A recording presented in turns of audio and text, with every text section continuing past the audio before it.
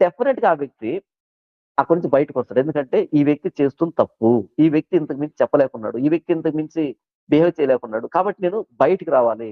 బెటర్‌గా నేను నేర్చుకోవాలి. బెటర్‌గా నేను పెర్ఫార్మ్ చేయాలి. వ్యవస్థను మార్చాలి. క్రీస్తును ఉన్నతంగా ప్రకటించాలని బయటకొచ్చేస్తాడు. అప్పుడు ఆ వ్యక్తి ఎంత పెద్ద పాస్టర్ అయినా అది నచ్చదు ఆ వ్యక్తికి. అలా కాకుండా నేను యేసుప్రభువుని నమ్ముకున్నాను. ఇంత పెద్ద పాస్టర్ కింద నాకు ఒక పోస్ట్ వచ్చింది. ఇక్కడ నేను నమ్మకంగా ఉండాలి. నాకు అంతో ఇంతో సాలరీ వస్తుంది. ఒక 10 మంది గుంపును కూర్చుకున్నాను. ఆ గుంపుకు చెప్తూ ఉంటే సరిపోతది.